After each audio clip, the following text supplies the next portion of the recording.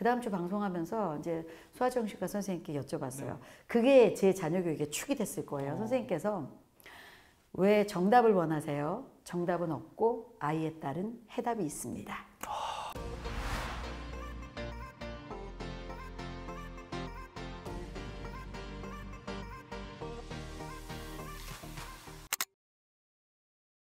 네, 안녕하세요. 조작가의 스몰빅 토크 코너입니다. 자녀교육의 전문가를 모시고 인터뷰해보는 시간인데요. 오늘의 인터뷰인은 오랜 기간 다수의 다양한 교육 관련 다큐멘터리를 제작하신 PD이자 또 워킹맘으로서 두 아들을 서울대 경영학과와 카이스트 물리학과에 진학시킨 자녀교육 노하우를 이제 아이가 공부에 빠져든 순간이라는 책으로 집필하신 유정임 작가님입니다. 시청자분들께 인사 부탁드릴게요. 네, 안녕하세요. 저는 유정임이라고 하고요. 두 아이를 키우고 있는 엄마, 아이를 키웠다는 얘기 전에 두 아이로 인해서 엄마로 키워진 엄마 유정임이라고 합니다. 오늘 이 자리에 오게 돼서 너무 기쁘고 영광입니다. 그럼 이제 두 아드님은 지금 다 나이가 어떻게 되나요? 지금 23살, 24살이 됐네요. 지금 대학생, 대학원생 이렇게 됩니다. 네. 그럼 오늘 이제 두 아드님을 또 키우시는 과정에서 노하우를 좀 많이 들어볼 텐데요. 우선 이번에 이 아이가 공부에 빠져든 순간이란 책을 내셨어요. 실제로 또 책에서 가장 강조하시는 게 이제 어떤 동기라는 측면이었는데 그런 점에서 이 책이 이제 많은 부모님들이 관심을 가지실 만한 제목인 것 같아요. 그래서 결론부터 좀 얘기를 드려보면 아이가 공부에 빠져드는 순간은 어떤 순간인가요? 정말 이 질문이 너무 난해하면서 어려우면서 결론적인 한 줄이 돼야 돼서 생각을 조금 많이 했어요. 아이가 공부에 빠져드는 순간, 그리고 제가 답을 한 줄로 내렸는데요. 아이와 소통이 완성되는 시간, 그 순간이라는 생각이 들었습니다. 어느 시기까지 아이를 끌고 갈 수는 없거든요. 일정 기간은 엄마의 노력으로 끌고 갈 수 있는데 정말 공부를 완성해서 스스로 빠져들 때는 그건 본인이 해야 되는 일이라서요. 저하고의 소통이 완성이 되면 그 일은 좀 쉬워지기 때문에 보통 우리가 이런 얘기 하잖아요. 말귀를 알아듣는다. 근데 이제 아이들이 말귀를 알아듣는 나이가 되면 말을 할 준비가 아니라 들을 준비를 해라. 저는 늘 그 생각을 마음에 좀 새겼던 것 같아요. 그 말을 먼저 듣기 시작하는 게 소통의 첫 단계라고 생각하니까 그렇게 되면 공부에 빠져드는 건 순간적인 일, 기적 같은 일이 벌어집니다. 네, 그러면 이제 반대로 조금 이제 부모님이 다양한 노력을 하셔도 또 아이들을 기를 때 부모님과 특히 엄마와 아이의 또 성향이 다르거나 뭔가 이런 여러 가지 때문에 어려움을 겪으시는 부모님도 많이 계시거든요. 근데 책에서 이제 아이의 기질과 엄마의 기질을 좀 구분하는 게 좋다라고 말씀을 하셨어요. 그래서 그게 어떤 의미일까요? 저는 이렇게 보시기도 굉장히 외향적이죠. 저는 학교 다닐 때도 항상 이렇게 손들고 여자 대표를 했어요. 아이를 낳고 보니까 첫 아이가 저랑 너무 다른 거예요. 너무너무 내성적이고 자기 자신을 잘 표현 못하는 아이. 그러니까 배려심이 지나친 아이죠. 예를 들어서 이 녀석이 유치원 다닐 때 이제 전화가 왔어요. 선생님이 식습관을 너무 잘 들이셔서 아이가 완두콩밥을 너무 잘 먹더라.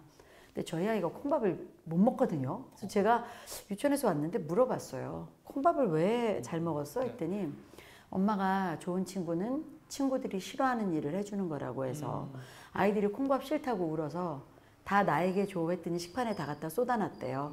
그래서 아이들이 콩밥을 다 먹어준 거죠. 이제 다른 아이라고 하면 얘 참 배려심 있다 하는데 제 아이의 문제가 되고 보니까 어디서부터 이 아이의 문제가 있지? 그래서 이 아이를 키우는 데에는 굉장한 인내가 좀 필요하겠다. 본인의 단점이고 나의 잘못이라고 하는 걸 응원해줘야 되는 아이죠. 그러면 스스로 잘하거든요. 근데 아까 반대로 외향형인 작은 아이는 기질이 굉장히 강했어요. 저희 집에 이제 큰 아이는 이제 꽂히면 공부하고 작은 아이는 빡치면 한다 이럴 정도로 굉장히 외향형이어서 이 아이는 엄마 어떻게 할까요? 라고 물어보는 큰아이와 달리 본인이 결론을 다 내리고 저한테 얘기를 하죠. 그래서 이 아이가 얘기를 시작할 때 제가 말을 끊고 어떤 조언을 주면 진도가 안 나가요. 이미 이 아이는 결정은 마음에 다 했어요. 엄마 들으세요라고 전화하는 거죠. 그러면 다 듣고 나서 그랬구나 그럴 수 있지라고 다 한 다음에 그 다음에 제가 조언을 주기 시작하면 제 얘기를 들어요. 본인 얘기를 다 했기 때문에.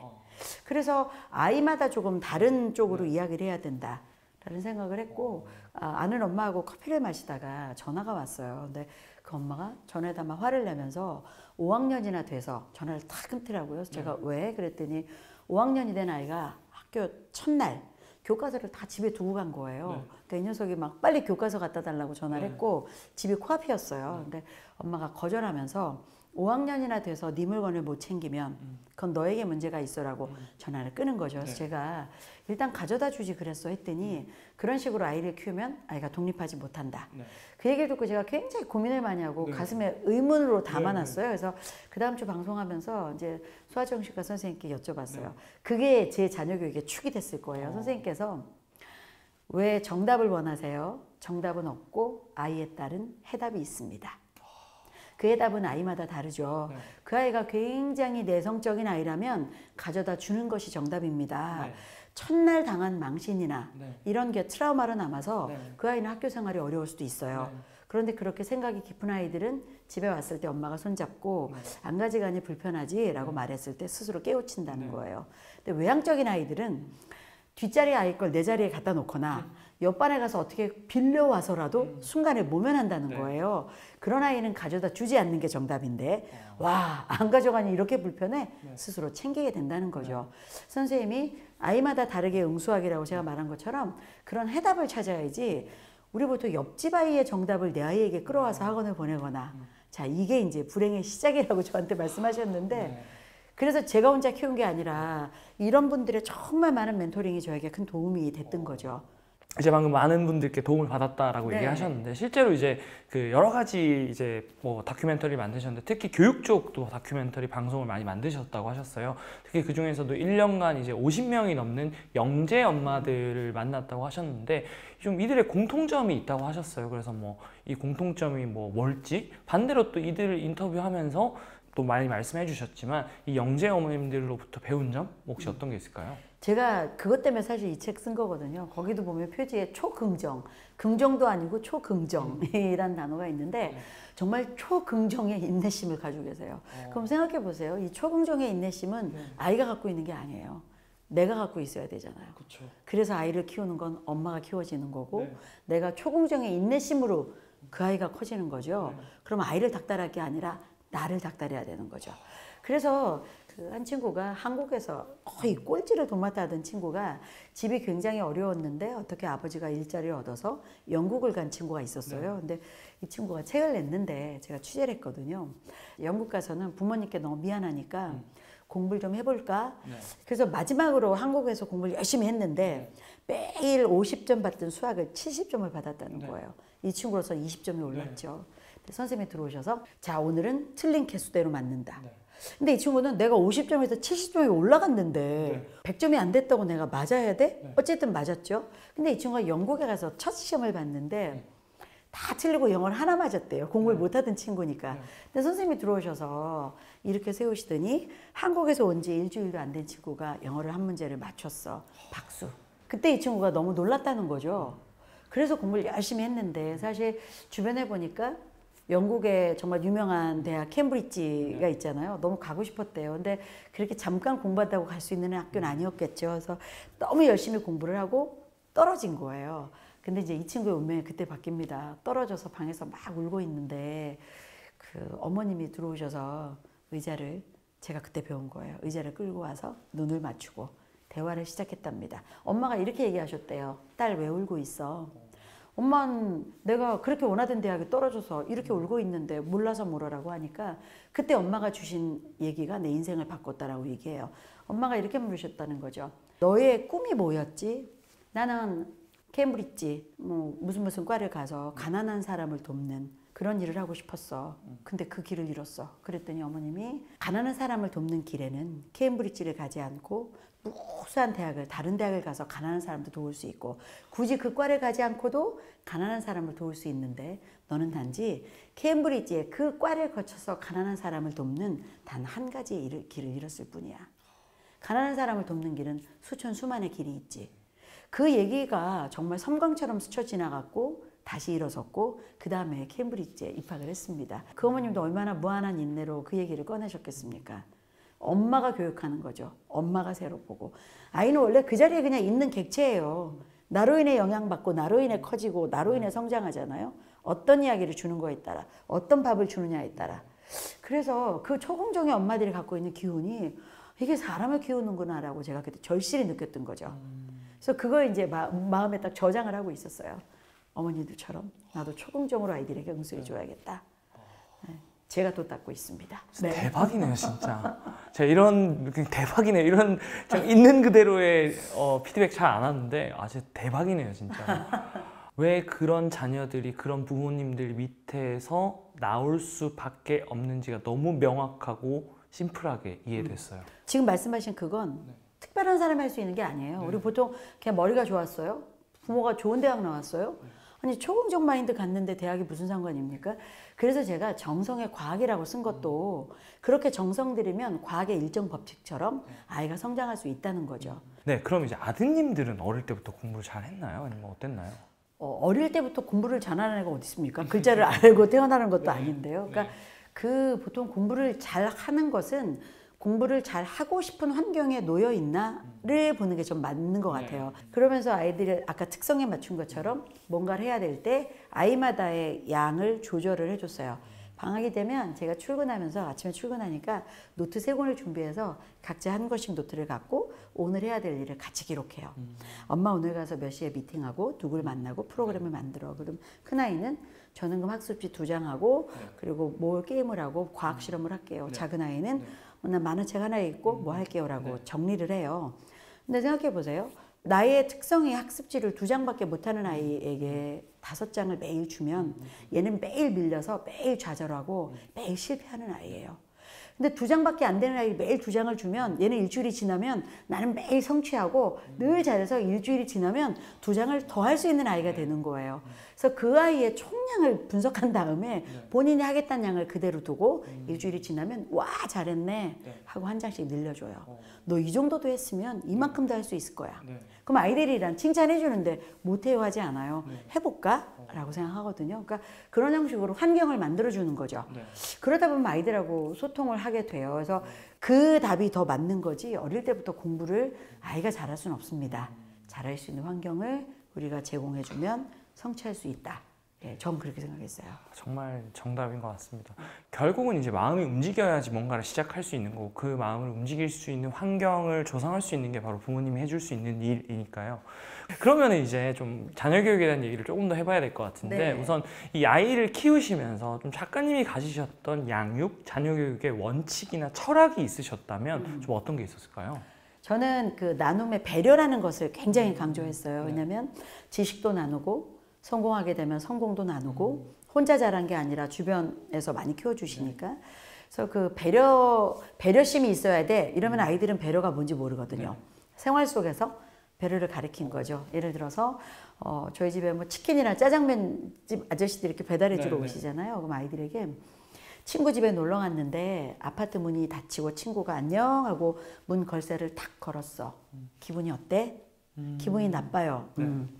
그게 배려를 시작하는 건데 똑같아.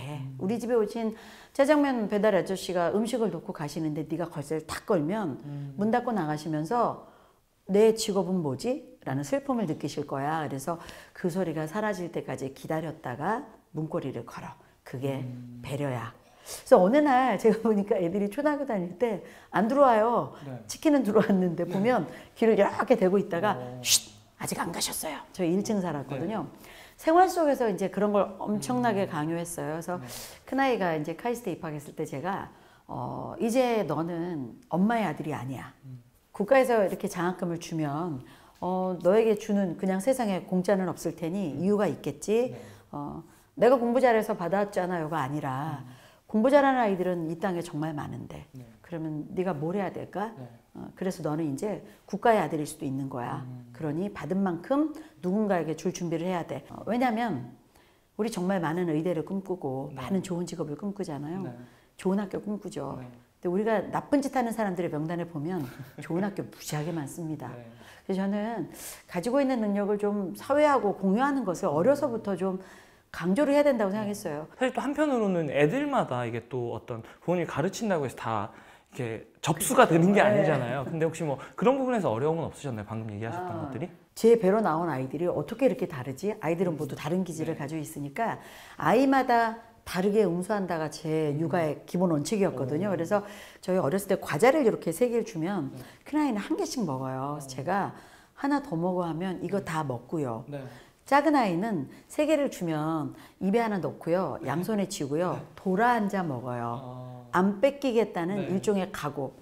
그런데 이건 태어난 것도 있지만 순서상 큰 아이는 늘 많은 걸 자기 거였는데 작은 아이는 세상에 나와보니 나와의 경쟁 상대가 하나 더 있어? 그랬을 수도 있을 것 같아요. 그래서 본질적으로 그 욕심이 많은 아이는 자기 주장도 굉장히 강해서 그 아이에 맞게 응수해주면서 배려를 가르쳤고요.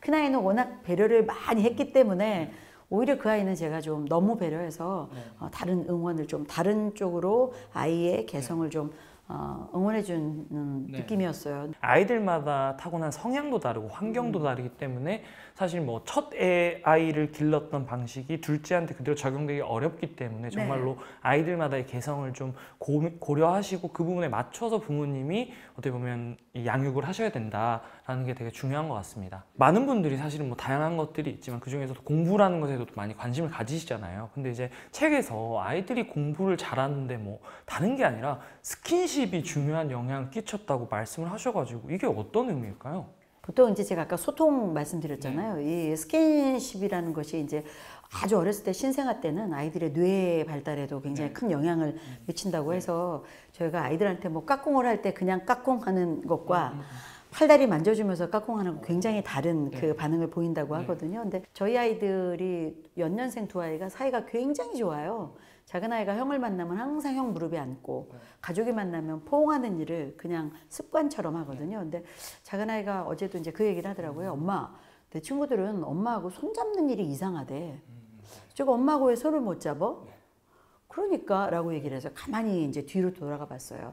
어려서 엄마하고 손을 많이 잡지 않은 아이들은요 굉장히 부자연스러워요. 스킨십이라는 게 사실 안정감이거든요. 우리가 집을 떠올릴 때 지겨워가 아니라 뭔가 엄마가 있고 부모가 있다는 안정감. 그래서 결국 그 안정감이 아이의 정서에 큰 영향을 미치고요.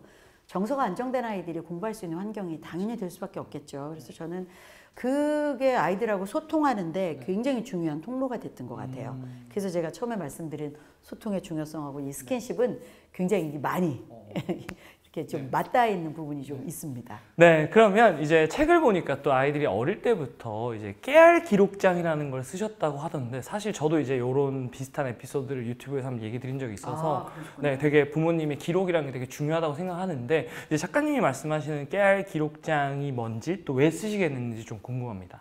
사실 우리도 가끔 너 지난주 금요일 날 뭐 했어? 생각이 안 나요. 아주 어렸을 때부터 아이들의 행동 발달에 대한 걸 메모로 남기기 시작했어요. 길게는 쓸 수 없고 아주 단어별로 내 아이의 5살 봄, 8살 가을 이런 게 하나도 기억이 안 나거든요. 그래서 그 추억을 남겨놓는 것이 의미가 있을 거라 생각이 됐고 그때는 사실 이런 기록을 좀 써서 아이가 장가가는 날 우리 며느리에게 주려고 했어요. 내 아들의 어린 시절은 이러이러한 아이였어. 이런 단점이 있고 반품 안 받아. 이렇게 하려고 했는데 사실 이제 그런 기록들이 아이들이 크니까 크면서 그것이 학습으로 옮겨가고 제가 어느 설명회를 가고 했을 때 그런 메모들이 되더라고요. 이 메모가 상급 학교 지나갈 때도 굉장히 큰 도움이 됐고요. 아이들의 장단점을 분석해 놓는데도 큰 도움이 됐어요. 저 진짜 공감하는 게 저도 이제 뭐 유튜브 만들 때나 또는 저도 책을 쓸 때 2가지를 참고하는데 첫 번째가 제 어릴 때 일기장 그리고 2번째는 저희 부모님이 저의 어릴 때 뭐 어떤 성취 경험이나 좀 잘했던 거를 기록해 놓으신 거를 네, 그런 걸 통해서 이제 저도 뭔가 어떤 자신감이나 또 되게 힘들 때 그런 것들을 보고 많이 회복을 하는데 그렇죠. 아마 말씀하신 그런 것들이 기록장이 이제 자녀분들의 삶에 굉장히 중요한 영향을 끼쳤을 것 같다 라는 생각이 드네요. 일단은 명문대를 떠나서 2 아들을 키우시는 게 특히 제가 알기로 이제 PD라는 일이 굉장히 힘든 걸로 아는데 PD라는 일을 하시면서 이제 아이들을 키우셨잖아요. 그래서 이 일과 함께 아이를 키우시는 과정을 좀 한 줄로 요약하자면 뭐라고 요약을 할 수 있을까요? 친구 중에 그 45세 늦둥이를 낳은 친구가 있어요. 근데 그 사회적으로도 굉장히 좀 유명하고 잘 알려진 친구인데 어느 날 그 얘기 하더라고요. 결혼을 했다는 건 잘했는지 모르겠는데 아이를 얻은 건 굉장히 신비한 경험이었다. 왜냐하면 나도 사회에 나가서 내 이름 석자를 대면 그래도 좀 알아주는 사람인데 4살, 5살짜리하고 맞대응하고 앉아서 이 양말 신을 거야, 저 양말 신을 거야 할 때 분노를 일으키는 자신의 그 사소한 모습에 끝없이 절망하고 네. 아이로 인해서 누군가에게 사과해야 했고 아이로 인해서 기뻐해야 했고 야, 이 작은 덩어리가 내 우주를 흔드는 것이 너무나 놀라운 경험이었다는 얘기를 했어요. 그래서 정말 그 아이로 인해 새로운 세상을 경험하고 있구나라는 생각을 저는 항상 했습니다. 지금도 진행 중이에요. 네. 그러니까 공부를 해야 해라고 자꾸 공부 얘기를 하지 마시고 벌어지는 일 속에서 공부하고 연결시켜서 기회를 만드세요. 예를 들어서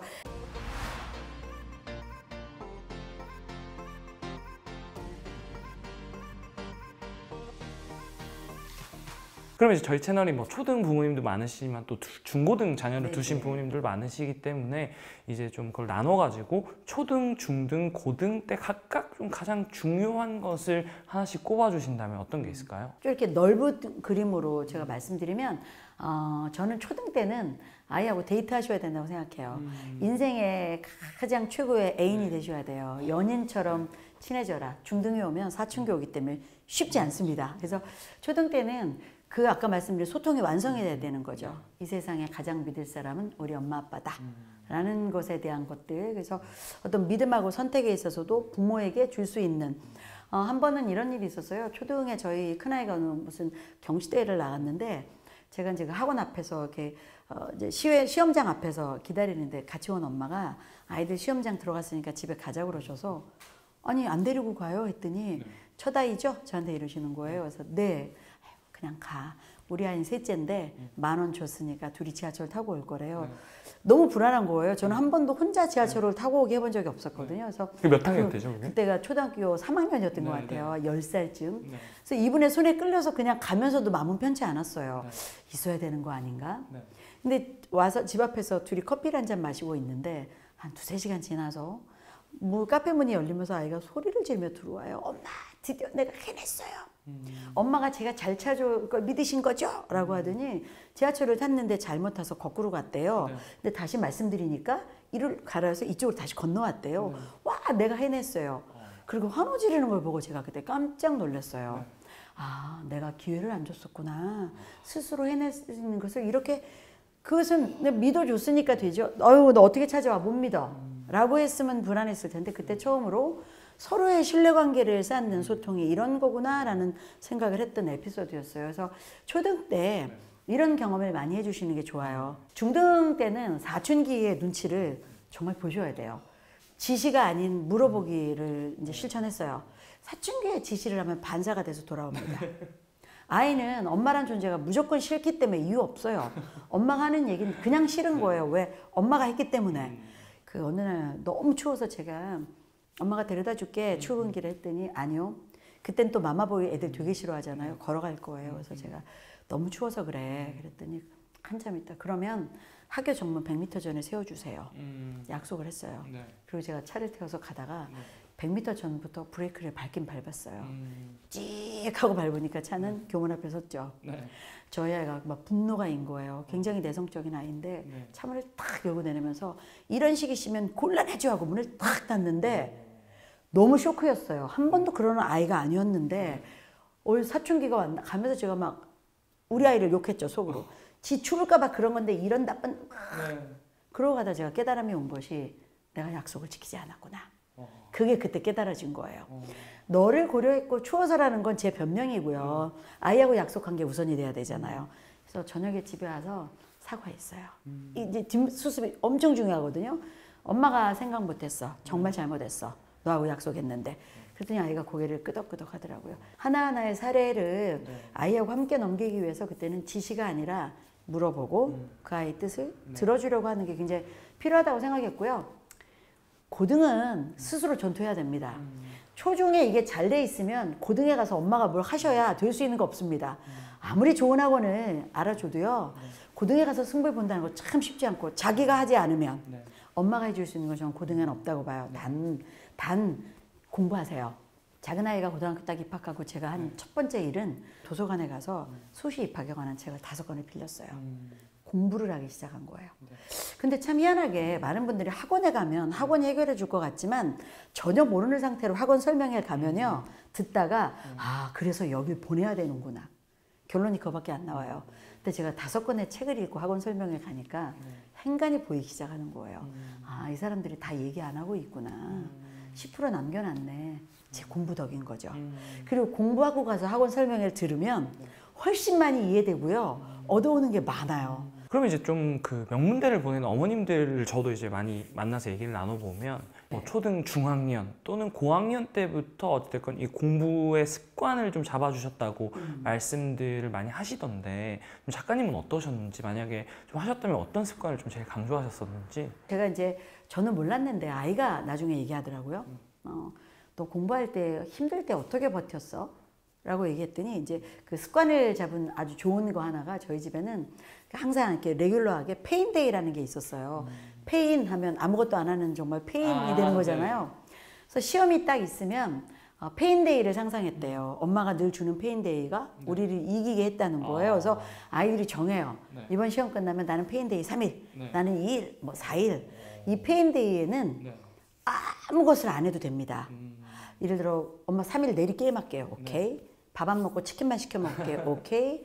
학원도 안 갈게요. 오케이. 제일 중요한 건 약속을 지켜야 돼요. 근데 보통 페인데이라고 줘놓고 할머니네만 갔다 오자. 학원 요거만 갔다 오자. 이때부터 아이들의 약속은 우리 엄마는 약속을 안 지킨다. 신뢰에 대한 구축이 절대 안 되거든요. 그래서 그 페인데이를 주고 뭐 어떨 때는 속상하죠. 비싼 학원 요것만 좀 갔으면 여기서 엄마가 싸우면서 이기셔야 돼요. 그런데 전 몰랐는데 아이가 얘기하더라고요. 엄마 그 페인데이가 정말 힘들 때 형이랑 둘이 얘기했대요. 조금만 참어. 페인데이가 와. 형은 이번에 뭐 할 거야? 그랬다고 본인들이 얘기하는 거 보면 그게 이제 공부 습관을 잡아주는 좋은 제도였던 것 같아요. 네, 페인데이 저도 하고 싶네요. 네. 입을 뒤집어 쓰고 라면 먹으면서 TV 보기. 네. 그럼 저희가 다양한 얘기 해봤지만 또 요거 많이들 궁금해하실 것 같아요. 어쨌든 사교육을 또 많이들 이제 관심 가지시니까 아이들 사교육은 언제부터 어떤 식으로 시키셨는지 좀 뭐 또 더불어서 현명하게 좀 사교육 활용법 같은 게 있다면 어떤 게 있을까요? 그 바이올린 학원을 간 게 이제 두 아이는 사교육이 처음인데 제가 그 사교육을 시키면서 그 학원을 고르는 포인트를 굉장히 지금 중요하게 생각한 것이 우리 아이들을 참 귀하게 대접해 주는 곳에 갔으면 좋겠다. 그러니까 이게 공부를 막 이게 아니라 아이를 제대로 보는 곳. 그래서 바이올린 학원을 제가 좀 유난해서 몇 군데 갔어요. 근데 악보 읽을 줄 아세요? 글 읽을 줄 아나요? 우리 학원은 무슨 대상을 몰며 받았다. 이런 학원들이 다 설명해 주거든요. 거기 안 가고 한 곳에 갔는데 갑자기 선생님이 활을 저희 아이한테 딱 주시더니 칼싸움을 막 시작하셨어요. 그러니까 저희 아이가 바이올린 활을 받고 막 칼을 막 막았죠. 그러니까 선생님이 나중에 활을 딱 주시더니 봤지. 음악은 이렇게 즐거운 거야. 그러니까 저희 아이가 감동받은 거예요. 엄마 다닐래요 할 수밖에요. 그래서 선생님의 그런 태도가 너무 멋있어서 보냈더니 뭐 오늘은 뭘 배웠어? 라고 물어보면 안 가르치시더라고요. 오늘은 형들이 연주하는 거 들었어요. 옆방 형 걸 들었어요. 그게 몇 달이었는데 제가 선생님을 믿으니까 이유가 있으시겠지라고 생각했어요. 그러니까 선생님은 스킬은 중요하지 않다. 아이가 음악을 이해하는 것이 정말 중요하다는 생각을 하셨고 그래서 작은 아이는 청음이 너무 청음력이 좋아졌고요. 큰 아이는 카이스트 오케스트라 활동을 할 정도로 음악을 좋아하고 지금도 차 많다면 클래식을 듣고요. 바이올린을 재산 1호로 메고 다녀요. 그리고 스트레스 받을 때마다 바이올린을 켜요. 그럼 이 두 아이에게는 음악이 정말 잘 녹아들어갔구나. 바른 판단하는 게 제일 중요한 것 같아요. 지금 내 아이에게 가장 필요한 게 무엇인가.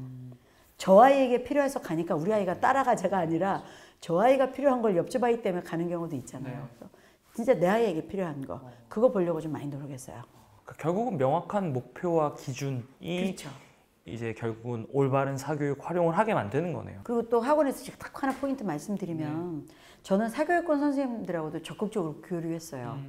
보통 엄마들이 그냥 내가 돈 주고 보내는데 뭐 알아서 진도 빼줘 이렇게 생각할 수도 있는데 선생님께 많이 물어봤어요. 선생님 진심으로 저 아이가 어느 정도입니까? 가장 약한 부분을 좀 보통 가면 우리 아이 잘해요? 하면 잘하는 얘기를 듣고 오면 하나도 도움 안 돼요. 그거 중요한 게 아니고요. 저희의 약점 그 포인트에 대해서 물으셔야 돼요. 안 듣고 싶죠. 나도 돈 내고 하는데 잘한다 소리 듣고 싶지만 약한 점에 대해서 듣고 와야 도움이 되니까 선생님께 그런 요구를 많이 했어요. 요구하면 답 주시거든요. 안 하면 얻을 게 없습니다. 그러니까 제3자가 해줄 수 있는 가장 중요한 것 중에 하나는 사실 객관적이고 어떻게 보면 현실적인 상황 판단이니까 그런 부분에 있어서 조금 뭔가 보고 싶은 것만 보지 않고 네. 전체를 볼 수 있는 네. 그런 태도가 좀 필요하다라고 볼 수 있겠습니다. 그럼 이제 종종 부모님들께서 아이들로부터 왜 공부해야 해? 라는 질문을 좀 받으시는 경우에 굉장히 당황하신다는 네. 말씀들 많이 하시는데, 이때 또 아이들의 나이나 관심사, 성향 이게 다 달라서 사실은 부모님들이 어떻게 보면 좋은 답, 관점을 제시해 주는 게 참 어려워요. 그래서 작가님은 어떻게 하셨는지? 그러니까 공부를 해야 해라고 자꾸 공부 얘기를 하지 마시고 벌어지는 일 속에서 공부하고 연결시켜서 기회를 만드세요. 예를 들어서 홍콩에 놀러 가려고 가족여행 가려고 비행기를 탔는데 그 태풍철이라서 비행기가 막 심하게 흔들리고 위급 상황이었거든요. 그래서 이제 승무원들이 나와서 어설픈 한국어로 승객이 되게 한국인이 없어요. 그래서 영어, 한국어 잘하시는 분 있냐 애타게 막 찾는 거예요. 나중에 기장까지 나와서 사람들이 막 불안하니까 그러고 있는데 머리 하얀 노신사 한 분이 손을 들고 나오시더니 기장하고 유창한 영어로 대화를 하시고 한국인들에게 이제 돌아서서 그분도 한국인이셨으니까 걱정하지 마셔라. 우리 이 비행기는 홍콩까지 가기가 힘들어서 대만에 불시착한다. 오늘 밤 대만에서 재워주고 최고급 호텔에서 식사까지 다 대접한다니까 내일 다시 홍콩으로 갈 수 있다고 한다. 그러니까 비행기가 막 흔들려 불안한데 그때 그 노신사를 보면서 저희 아이들이 와, 저 할아버지 슈퍼맨이야. 엄마, 영어를 잘해서 우리를 살린 거죠. 영어를 잘하면 저런 일을 할 수도 있어요. 자, 그때 만약 제가 거봐, 그러니 영어 공부 열심히 해야겠지? 라고 말하면 이제 기름 붓는 겁니다. 그러니까 그래서 제가 그냥 웃었어요. 그러니까 아이들 스스로 그냥 영어를 잘해라고 말하는 것과 그 기회를 제가 미소로서 이용한 거죠. 아, 영어를 잘하면 이런 일, 사람의 목숨을 구할 수도 있구나. 그렇게 어떤 생활 속에 있는 기회가 될 때 그때 제가 아이들한테 뭔가를 이제 하나하나 주는 거죠. 한 지인이 저에게 전화한 적도 있어요. 우리 아이가 영어를 너무 하기 싫어하는데 제가 이제 영어 방송 있을 때 우리 아이랑 통화를 좀 해다오. 그래서 아이가 캐나다 여행을 갔다 왔는데 영어 공부 싫어한대요. 그래서 제가 전화하면서 왜 영어 공부가 하기 싫어? 그랬더니 제가 캐나다 여행 가서 티켓을 끊는데요. 매표소 앞에 서서 뭐 어디 토론토 간다고 뭐라고 말하지? 고민하다 보니까 사람들이 토론토 이렇게 따르라는 거예요. 그래서 자기도 토론토 티켓을 줬는데 지가 왜 영어 공부를 해요? 이 친구 참 재밌네 싶어서 제가 이렇게 얘기했죠. 여행 갈 땐 해결이 되겠네. 근데 말이지 네가 말이야 나중에 엄청나게 성공을 했어. 어떤 장관이 됐어. 사람이 막 많이 모이는 자리야. 그런데 딱 가서 네가 자 지금부터 만찬을 시작하겠습니다. 세 분은 이곳에서 만찬을 드실 수 있고 이런 얘기를 우아하게 국가적 문화 관계 이런 얘기를 해야 되는데 네가 거기 가서 만찬 이렇게 얘기할래? 그러니까 얘가 막 웃는 거예요. 자리에 따라서 써야 될 언어가 있어. 아빠는 네가 잘 될 거라고 보시고 그 언어를 연습했으면 하시는 거야. 그리고 영어 공부를 했다고 하시더라고요. 그래서 저는 이제 어떤 기회가 생겼을 때 이걸 공부랑 연동시키지 마세요. 그러니까 공부해야 돼라고 하지 마시고 다른 이유로 창의적인 이유를 대면 아이들이 해야 될 필요성을 스스로 느끼게 될 것이다. 네. 그러니까 아이의 눈높이에서 아이의 삶에서 아이의 일상에서 직접 그 공부의 의미와 필요성을 보고 느끼고 깨닫게 하는 것이 결국은 부모님이 어떤 그런 질문에 대한 관점을 제시해 주셔야 되는 게 아닐까 생각이 듭니다. 네, 사실 이제 지금까지 공부 얘기를 했지만 이제 아이가 공부에 빠져드는 순간이라는 책에서 사실 아이들의 인생에서 성적보다 더 중요한 것이 있다고 말씀을 해주셨어요. 그래서 그게 어떤 것들이라고 생각하시는지 그리고 그걸 길러주기 위해서는 좀 어떻게 해주셨는지 궁금합니다. 작은 아이가 이제 중학교 다닐 때 좋은 고등학교 가려고 점수를 정말 내고 싶어 했어요. 근데 어느 날 그 영어 시험을 이제 보고 왔는데 저희가 그 시험지를 들고 와서 엄마 이것도 정답 같은데 선생님이 나는 틀렸대요 라고 이제 가지고 왔어요. 근데 뭐 저는 영어를 잘하지 않으니까 제가 보고 근데 제가 볼 때 저희 아이가 택한 답도 답이 될 수도 있겠다 싶어서 제가 주변에 아는 외국인들 몇 명한테 이렇게 보여줬어요. 그랬더니 한 7, 8명의 외국인이 너희 아이의 답도 정답이 될 수 있어 라고 저한테 얘기를 해주더라고요. 그래서 제가 자기 아이를 불렀어요. 네 답도 답이 될 수는 있대. 하니까 아이가 뭐 신난 거야. 야호! 이제 점수가 올라갈 생각을 하면서 그래서 제가 그런데 너는 이 점수 받을 수 없어. 이제 눈이 동그래서 저를 보는 거죠. 자기는 점수가 필요한 이 시험인데. 그래서 제가 엄마가 너를 학교에 보내는 이유를 생각해 봐. 학교에 가서 점수만 받을 것 같으면 그냥 집에서 인강으로 공부하고 공부에 대한 점수만 만들 수 있지. 학교에 보내는 건 많은 아이들하고 공동생활을 하면서 친구도 사귀고 선생님도 보고 주변 사회를 존경하는 마음도 갖고 그러라고 엄마 넌 학교를 보내는데 선생님이 이 답이 정답이라고 하셨으면 반드시 수업 시간에 말씀하셨을 텐데 너 안 듣고 있었구나.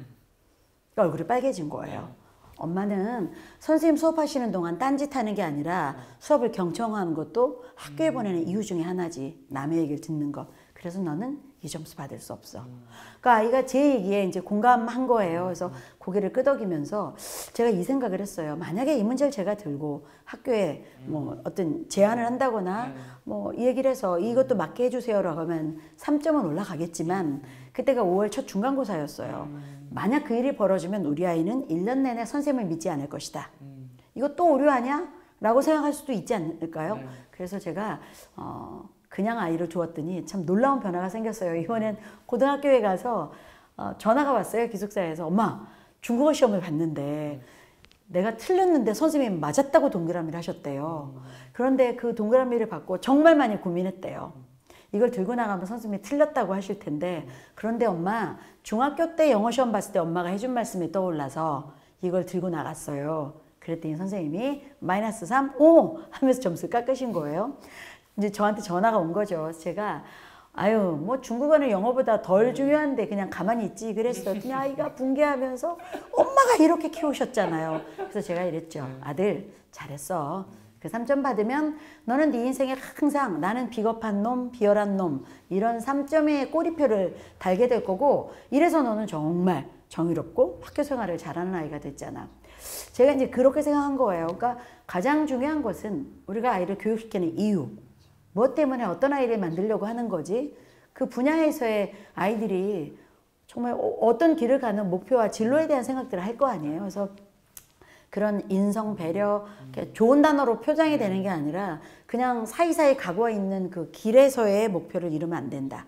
학교에 보내는 이유도 그냥 막 딴 공부하면서 그 채우라는 것도 아니잖아요. 그래서 그런 걸 제가 좀 많이 중요하게 여겼었어요. 정말 전적으로 공감합니다. 네. 그럼 현재 뭐 초등, 중등, 고등이든 또 그 이전의 아이들을 키우신 어떻게 보면 후배 부모님들께 좀 아이와 소통을 할 때 또 양육을 할 때 요거는 꼭 지켰으면 좋겠다 좀 꼽아주신다면 어떤 게 있을까요? 그 흔히 그냥 영재라는 단어 얘기할 때도요. 우리 아까 기회, 생각 이런 얘기 했잖아요. 생각할 기회를 주고 움직이게 하는 게 정말 중요하다. 예를 들어서 저 어렸을 때 엄마 오늘 늦어. 아버지하고 밥 좀 차려서 먹어 라고 하면 저는 일단 부엌에 들어가 생각이라는 걸 시작합니다. 뭘 차려 먹지? 생각을 하죠. 이것도 열어보고 저것도 열어보고 이걸 꺼내도 되나? 냄새도 맡아보고 자, 이 과정은 제가 생각을 하면서 일을 해결해 나가는 과정입니다. 그런데 요즘 저와 같은 엄마들이 늦게 되면 엄마 오늘 늦어. 냉장고 열면 두 번째 칸에 초록색 통이 있어. 그 통에 들어있는 거 2조각 꺼내서 렌지에 3분만 데워서 어저께 사온 접시에 한 조각씩 덜어서 먹어. 지시만 완성되면 되기 때문에 생각을 안 하죠. 그래서 제 친구가 학습지 선생님을 하는데 끝나고 아이한테 이렇게 묻는데요. 이제 이거 끝나고 뭐해? 그럼 아이들이 엄마한테 물어보세요. 이러고 나간다는 거예요. 그러니까 생각할 여유 없이 짜여진 계획표대로 움직인다면 언제 내가 하고 싶은 게 있고 언제 내 꿈을 얘기하겠습니까? 그래서 지시나 이런 것이 아닌 생각할 시간을 주는 건 매우 중요하겠다. 산 교수가 그런 얘기 하더라고요. 자료 좀 찾아와 라고 하면 3가지 유형의 아이들이 있대요. 막 열심히 욕하면서 자기 관리를 왜 시켰어? 욕하면서 자료 찾아오는 애, 하나에는 욕은 안 하고 자료만 찾아오는 애, 한 부류는 교수님 찾다 보니까 이런 것도 나와서 하나 가져와 봤는데요. 플러스를 붙이는 아이. 저는 이건 사고의 힘이라고 생각해요.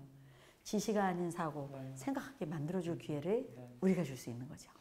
이 아이들이 살아가면서 필요한 것이 무엇인가를 정말 되돌아보게 되는 얘기인 것 같습니다. 그럼 이제 아까 초반에 얘기 드렸던 것처럼 반대로 이것만큼 좀 하지 마라 라고 할 만한 게 있다면? 어느 날 제가 집에서 그 다큐멘터리를 한 편 본 적이 있어요. 근데 전국에 공부 잘하는 수재들이 나와서 뭐 어떻게 학습을 했는지 막 얘기를 했어요. 근데 한 PD분이 쭉 듣고 있다가 그래서 너희들이 많이 힘들었겠다 하니까 일순 쫙 조용해졌어요. 한 몇 여학생들이 고개를 팍 떨구더라고요. 그러니까 힘들었겠다라고 속을 읽어주니까 아이들이 울컥한 거예요. 그런데 한 여학생이 딱 일어나서 반절을 탁 하더니 PD에게 이렇게 말을 해요. PD님 너무 고맙습니다. 지금까지 우리 얘기를 온전히 1시간 이상 들어주신 분은 PD님이 처음입니다. 어른들은 들어주신다고 하면서 들어주시는 게 아니라 할 얘기를 준비하고 듣기 시작하십니다. 무슨 얘기를 하지? 그런데 피디님은 아무 조건 없이 무조건 들어주셨고 힘들었겠구나. 저는 그 장면 보고 굉장히 감동받았어요. 정말 들어주고 있는가? 자, 이것만큼은 내가 뭔가 계산해서 이 얘기는 꼭 해야지라고 듣지 않았으면 좋겠다는 거죠. 들어줄 땐 진심으로 들어주십시오. 진심으로 들어주셔야 아이들이 말하기 시작하고요. 소통이 완결이 됩니다. 결국은 뭔가 말하기 위한 수단으로서 듣기가 아니라 그냥 정말로 진심 어린 들을 태도가 필요하다라고 볼 수 있겠네요. 그럼 마지막으로 이제 세상이 워낙 빨리 변하기 때문에 뭐 2000년대, 2010년대를 사는 아이들과 또 2020년, 30년대를 살아갈 아이들이 정말 많이 다를 것 같아요. 그래서 좀 선배 부모로서 또 전 세계를 누비며 교육 현장을 또 취재하신 언론인으로서 좀 부모님들이 이것에 주목하거나 관심을 가졌으면 좋겠다, 좀 조언하고 싶은 게 있다면 어떤 게 있을까요? 그 언제 제가 이제 인터넷에서 유발 하라리의 인터뷰를 본 적이 있어요. 근데 유발 하라리가 그런 얘기를 하더라고요. 지금 기성세대가 잘못하는 것을 지적했는데 자신의 경험으로 아이들이나 진정 뭐 어떤 조언을 하지 말라라는 얘기를 한 적이 있어요. 그걸 보고 좀 뜨끔했거든요. 아이들이 살아갈 세상은 우리가 살아온 세상과는 상상할 수 없을 만큼의 차이를 두고 그 아이들의 인생에 우리가 어떤 징검다리를 놓겠습니까? 참 쉽지 않은 거죠. 그래서 아이들에게 어떤 진로를 제공해서 끌고 가는 게 아니라 어떤 일을 하고 싶은지를 만들어주는 게 중요합니다. 학교를 가는 게 중요한 게 아니라 와서도 하고 싶은 게 없다는 아이들이 있어요. 저는 그게 가장 무서운 독이라고 생각해요. 제가 이제 그 마지막으로 이게 드리고 싶은 얘기는 어느 날 제가 이제 워킹맘이고 너무 힘들었잖아요. 제가 또 그 6대 종부예요. 1년에 10번이 넘는 제사를 제가 다 모시면서 직장 다니고 두 아이 키웠거든요. 어느 날 집에 와서 이제 분리수거 다 하고 쓰레기 버리면서 제가 한숨을 쉬었나 봐요. 너무 힘들어서. 제 옷을 이제 잡고 나왔던 5살 된 우리 큰아이가 그 장면이 너무 기억이 나요. 제가 메모에 남겨놨거든요. 그래서 저한테 이렇게 얘기를 했어요.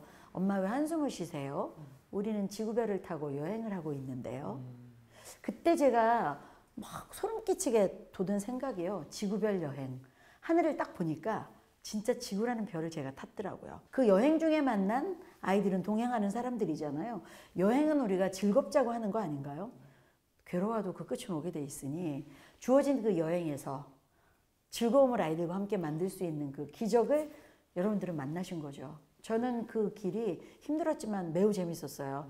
조금 더 좋은 아이디어로, 새로운 아이디어로 아이들을 보려고 노력하고 들으려고 노력한다면 이게 정말 마법 같은 일들이 벌어지실 거고요.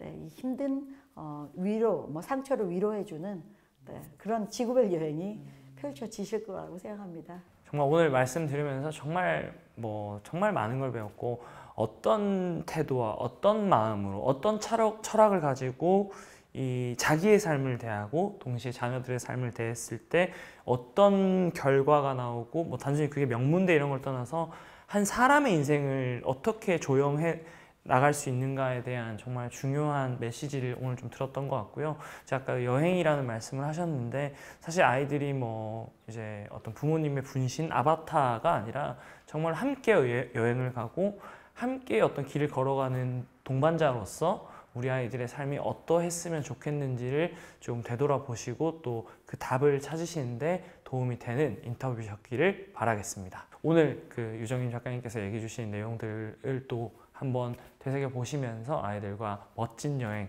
좋은 여행 하시기를 바라겠습니다. 네, 그럼 저희는 다음번에 또 좋은 컨텐츠로 찾아뵙도록 하고요. 지금까지 조작가 유정임이었습니다. 네, 감사합니다. 네. 초등, 중학년 또는 고학년 때부터 어쨌든 이 공부의 습관을 좀 잡아주셨다고 말씀들을 많이 하시던데 작가님은 어떠셨는지, 만약에 좀 하셨다면 어떤 습관을 좀 제일 강조하셨었는지. 말씀드린 것처럼 이제 환경에 익숙해지는 습관을 제가 제공한 거죠. 예를 들어서 가끔 그런 분들이 계세요. 도서관도 진짜 우린 많이 갔다. 근데 우리가 도서관이라고 생각했을 때 떠오르는 단어는 가서 책을 보거나 우리나라는 특히나 정독실도 아닌데 막 조용히 공부하잖아요. 그래서 그렇게 생각 안 해주고 도서관을 가는 날은 굉장히 즐거운 날. 그래서 어느 날은 집에서 출발했는데 도서관에 들어가지도 못하고 와요. 그러니까 도서관 가는 길을 즐기는 거죠. 먹을 것도 사 먹고 가다 놀이터 있으면 놀이터에서 놀고 그러다 가보면 들어갈 시간이 문을 닫은 거예요. 다시 뒤돌아가. 그럼 아이들은 일요일마다 도서관 가자 하면 부담 없이 따라 나오는 거죠. 그리고 또 도서관 가서도 원하는 책을 빌려와 하면 막 뽑아와요. 그럼 그냥 읽게 내버려 두거나 해서 도서관 가는 길 자체를 아주 지겹지 않고 창의적으로 제가 좀 생각을 많이 한 거예요. 그런 형식으로 그 이제 어떤 습관을 잡아주는 거죠. 도서관 가는 것도. 그래서 아이들하고 도서관 가는 일이 정말 좋았어요. 그 가게 되면 저는 그냥 제 책을 봐요. 그러니까 좋으니까 읽어봐라고 얘기하지 않아요. 우리 자꾸 이제 권유하게 되면 아이는 강요받는다는 느낌 드니까 즐거운 놀이터 가듯이 그러면 아이들은 놀이와 도서관이 동의어가 되는 거죠.